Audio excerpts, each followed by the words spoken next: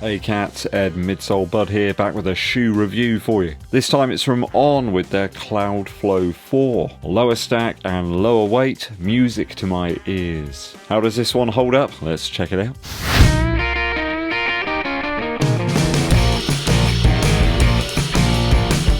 This is a shoe sent over to me by On for review, but they're not vetting my views before my valued viewers get to see them. In other words, they're not paying me to make this video.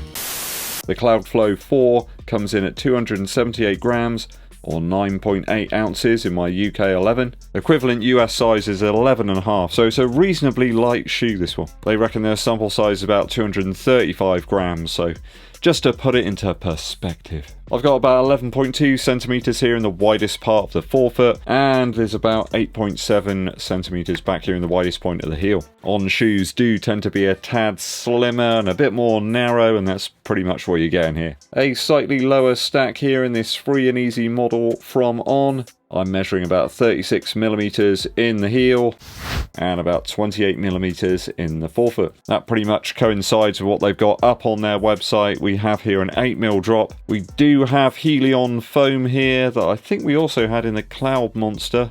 Correct me if I'm wrong. I'm sure you will. But I'm actually finding the Cloud Pod material here, or cloudtech material, to be slightly softer than that foam. I think the helion foam's mainly here to stabilize things on foot strike, and that foam's about 39 on the short adrometer scale. So overall we've got a firmer set of components here than quite a lot of other foam based shoes. The rubber here on the outsole is very similar to that used on the Cloudboom Echo 3 On's race shoe, though it is a thicker application here. It does seem to be exactly the same stuff. Before we get to the main part of the review, please hit that subscribe button if you haven't done so already. And give this video a thumbs up like, it really does help out. Dankeschön.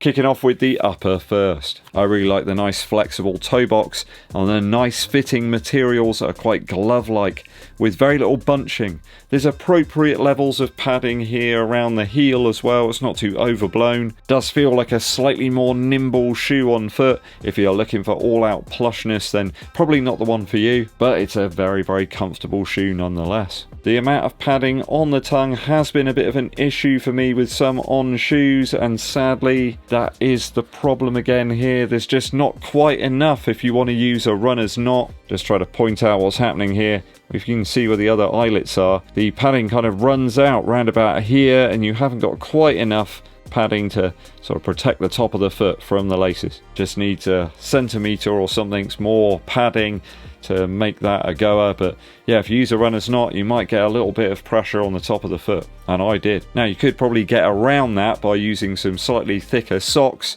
but the CLOUDFLOW 4 is a sort of shoe you want to run some faster paces in, and thus you might want to opt for a sock that's a little bit thinner, a little bit more sort of race-like, I suppose. It's kind of a shoe that you really want to ratchet down on top of your foot and make sure you've got a good connection with that midsole, and as such I had to loosen the laces off a little bit because I was getting a little bit of pressure there and it wasn't nice. You could probably get away with taking out the laces here, replacing them with something a little bit fatter maybe. They are quite fine and they're quite flat too. I think that's half the problem. The materials though are very breathable, very flexible too. I do applaud the simpler and more refined upper here that we find on the CLOUDFLOW 4. No bells or whistles on this upper, and I do applaud On for doing that. They are refining their upper designs. The lateral and medial sides of the upper do have like a tighter knit mesh that seems to provide a bit of structure to the shoe. I found the CLOUDFLOW 4 to be reasonable enough in terms of width in the toe box, but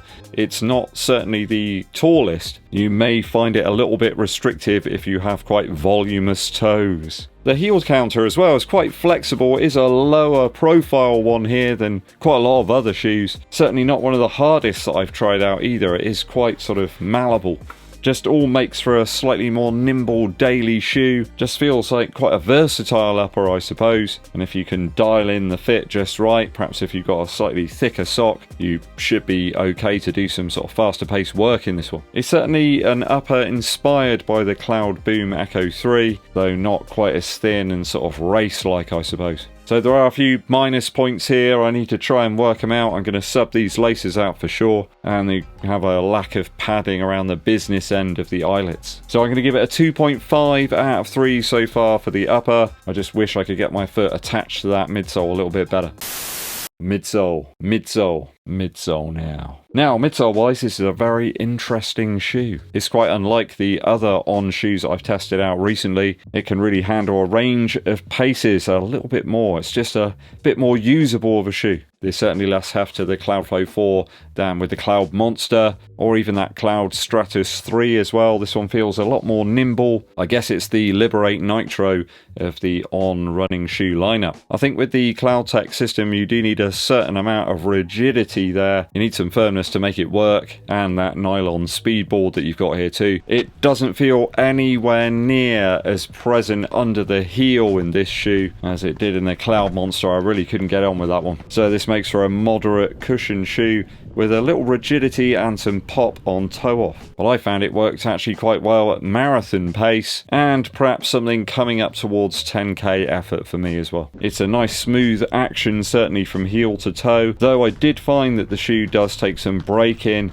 It just makes those pods, certainly in the rear part of the shoe, a little softer and more malleable. So don't just judge it straight out of the box. Now, that thinner slab of the helion foam we have here isn't anywhere near as forgiving as the stuff that's in the Cloudboom Echo 3, though I found that the foam works really well here as a stabilizing element. Just feels way more consistent this time than the Cloud Stratus 3. I think actually the speedboard is really helping as well wherever they've positioned it. Just feels like everything's more balanced in this shoe. Overall, I have to say I'm really impressed with this one so far. It wasn't exactly what I thought it was going to be out the box. I think it's probably one of the most usable and versatile On shoes that I've tried out so far. It's kind of inviting perhaps for those days where you're going out running, you don't really know what you're going to do, you just want to get out the door and see how you feel. I think it can handle most types of runs, and that's a really useful shoe to have in the arsenal. I'm going to give it a 2.7 out of 3 so far for the midsole. It'll be interesting if they did put a slab of that Helion HF foam, the stuff that we've got in the Cloudboom Echo 3. It would make it into sort of like a more speedy kind of Pegasus Turbo type of shoe. Maybe we'll see that in the future, who knows?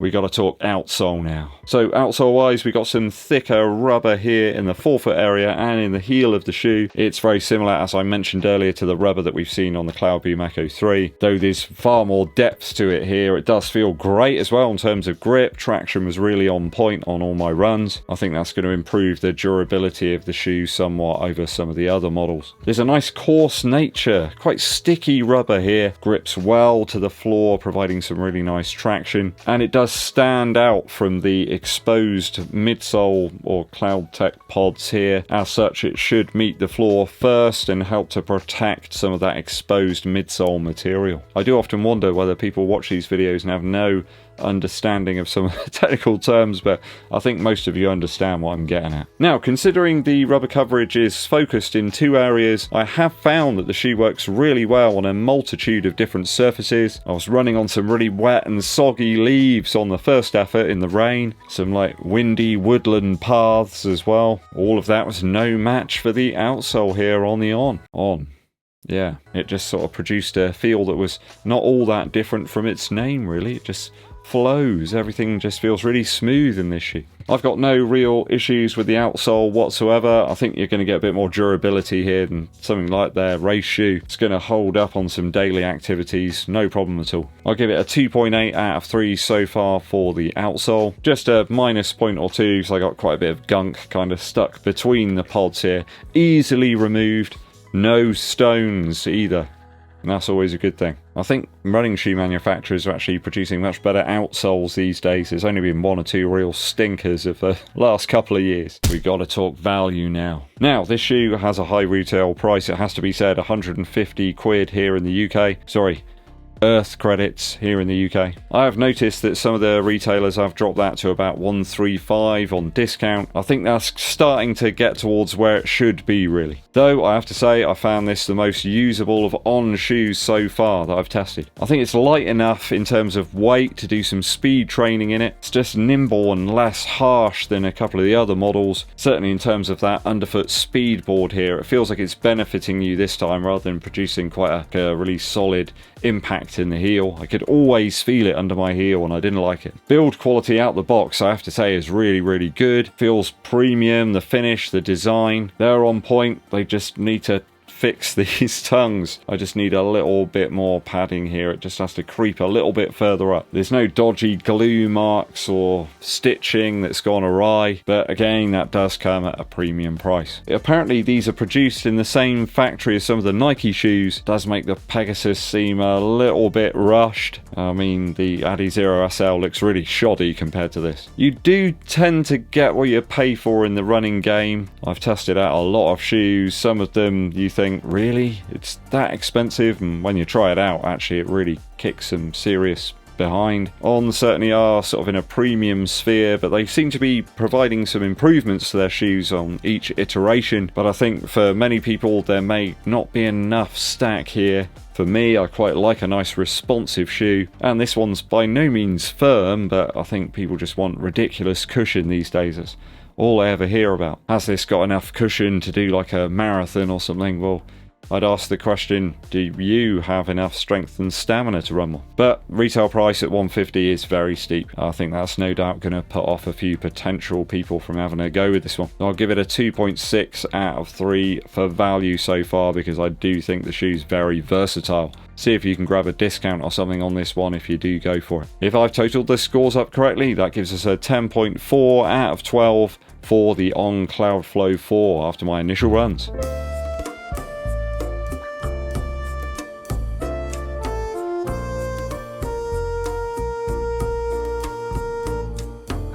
Are you an On running fan? Have you perhaps picked some up recently where they've got a whole new range out? Let me know your thoughts and experiences down in the comments. Musical interlude for you. There's a really cool DVD I found from about 11 years ago now. I think it was out in 2012 maybe, called Last Shop Standing. It's all about independent record shops here in the UK. You got the likes of Paul Weller, Johnny Marr, and Richard Hawley I think's on there too, all discussing about how they got into sort of music, collecting records, and how important those independent stores are. Fortunately, there seem to be a few more reappearing these days, but certainly 10 years ago, before that big sort of vinyl revival, they were in danger and lots of them were disappearing, going out of business. If you can track it down, it's really great. It's called Last Shop Standing. It's only about an hour or so long, but it is worth a watch. Go and check it out. Thanks for tuning in, people. Hope you enjoyed today's review.